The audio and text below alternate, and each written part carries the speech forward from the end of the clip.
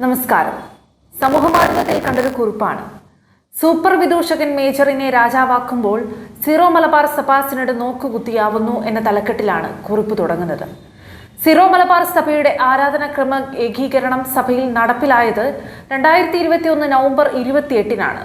എറണാകുളം അങ്കമാലി അതിരൂപതയിലെ വൈദികരും ഇരിങ്ങാലക്കുട രൂപതയിലെ ഒരു വിഭാഗം വൈദികരും CMI സന്യാസ സമൂഹത്തിന്റെ രാജഗിരി പ്രൊവിൻസിലെ വൈദികരും ചില മിഷൻ രൂപതകളിലെ ഒരു വിഭാഗവും ഒഴിച്ചാൽ സഭയിലെ പുരോഹിതരിൽ 90% വൈദികരും സഭയുടെ ഏകീകൃത ബലിയാണിപ്പോൾ അർപ്പിക്കുന്നത്.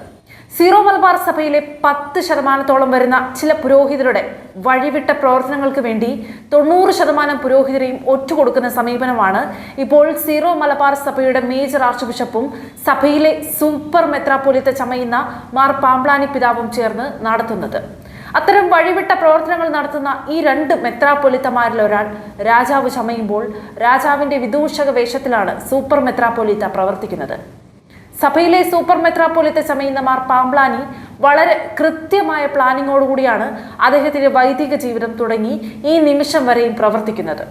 അദ്ദേഹത്തിന്റെ പ്രൊഫൈൽ ഉയർത്തി അധികാര കേന്ദ്രങ്ങൾ പിടിച്ചടക്കിയ നാൾ വഴികൾ ചുരുക്കത്തിൽ ഇനി പറയാം.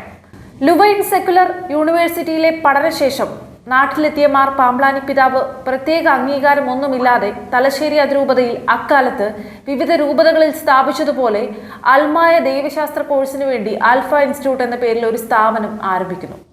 സമൂഹ മാധ്യമങ്ങളും ദൃശ്യമാധ്യമങ്ങളും സജീവമാകുന്ന കാലഘട്ടത്തിൽ സഭയുടെ പേരിൽ ഒരു വ്യക്തി തുടങ്ങിയ ഷാലോം ടെലിവിഷൻ സ്ഥാപനത്തിലൂടെ ആൽഫ ഇൻസ്റ്റിറ്റ്യൂട്ടിന്റെ ദൈവശാസ്ത്ര പഠന പരിപാടി ആരംഭിച്ച പ്രൊഫൈൽ ഉയർത്തുന്നു.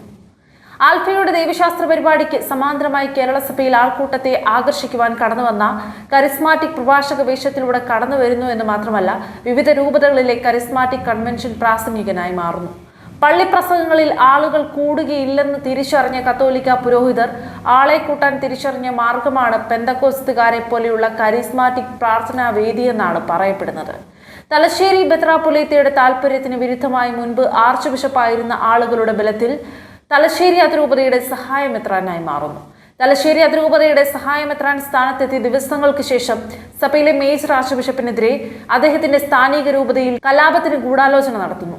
എറണാകുളത്ത് സഭാ സംവിധാനത്തെ കലാപത്തിലേക്ക് കൊണ്ടുപോയ ആളുകളുടെ സഹപാഠി എന്ന വേഷത്തിൽ ചർച്ച നടത്തിയ അന്നത്തെ മേജർ ആർച്ച് ബിഷപ്പിന്റെ രക്ഷക വേഷത്തിൽ 2018 ജനുവരി ആദ്യ ആഴ്ചയിൽ രംഗത്തെത്തുന്നു. മേജർ ആർച്ച് ബിഷപ്പിന്റെ വിശ്വസ്തനായി മാറിയ മാർ പാംബ്ലാനി സഭയുടെ വിവിധ കമ്മീഷനുകളുടെ അംഗമാകുന്നു. കൂടാതെ സഭയുടെ മാധ്യമ കമ്മീഷൻ ചെയർമാനുമായി. തന്റെ താൽപര്യം സംരക്ഷിക്കുവാൻ കേരളത്തിന്റെ വിവിധ ഭാഗങ്ങളിൽ നിന്നും 10 അൽമായ പ്രതികളെ PROമാരാക്കി മാറ്റി ഏകഛത്രാധിപതി വേഷത്തിൽ സഭയുടെ സംവിധാനത്തെ ദുർബലമാക്കുന്ന തരത്തിലെ പ്രസ്താവനകൾ ഇറക്കി.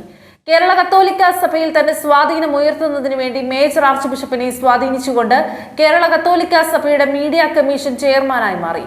എറണാകുളം അങ്കമാലി അതിരൂപതയുടെ ഭരണഘടനയുടെ ഭാഗമായി മെത്രാപ്പൊലീത്തൻ വികാരിയെ നിയമിച്ചപ്പോൾ അഥവാ സീറോ മലബാർ സഭയുടെ സിനഡ് സെക്രട്ടറി സ്ഥാനത്തു നിന്നും മാർ കരിയിൽ മാറിയ തക്കത്തിൽ സഭയുടെ സിനഡ് സെക്രട്ടറിയായി വളരെ വേഗം എത്തുന്നു.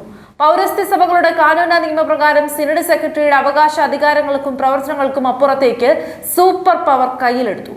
സഹായമെത്രാൻ ആക്കുന്നതിന് തടസ്സം നിന്ന മെത്രാപ്പൊലീത്ത തന്നെ തലശ്ശേരി അതിരൂപതയുടെ മെത്രാപ്പൊലീത്തയായി മാർ പാംബ്ലാനിയെ നിയമിക്കുവാൻ നേതൃത്വം നൽകിയതോടെ തലശ്ശേരി അതിരൂപതയുടെ ആർച്ച് ബിഷപ്പായി ഉയർത്തപ്പെട്ടു. സിറോ മലബാർ സഭയുടെ സിനഡ് സെക്രട്ടറിയും സഭയുടെ മീഡിയ കമ്മീഷൻ ചെയർമാനും സഭയുടെ പൊതുകാര്യ കമ്മീഷൻ അംഗവുമായിരിക്കെ തലശ്ശേരി മെത്രാപ്പൊലീത്ത എന്ന നിലയ്ക്ക് സഭയുടെ സ്ഥിരം സിനഡിലേക്ക് തെരഞ്ഞെടുക്കപ്പെടുന്നു.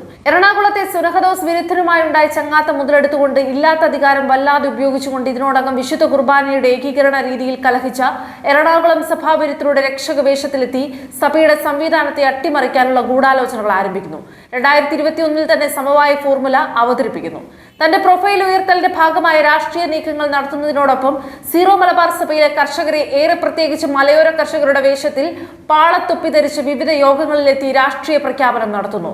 മെത്രാപ്പൊലീത്തയ്ക്ക് അടുത്ത ശുശ്രൂഷ നിർവഹിക്കാൻ കിട്ടിയിട്ടുള്ള തന്റെ പട്ടത്തൊപ്പിയേക്കാൾ വലുതാണ് പാളത്തൊപ്പി എന്ന പ്രഖ്യാപനം നടത്തി മേൽപ്പെട്ട ശുശ്രൂഷയെ പോലും ചെറുതാക്കി കാണിക്കുന്ന നിലയിലേക്കെത്തി. തീർന്നില്ല, ഇനിയുമുണ്ട് ബാക്കി അടുത്ത വീഡിയോയിൽ.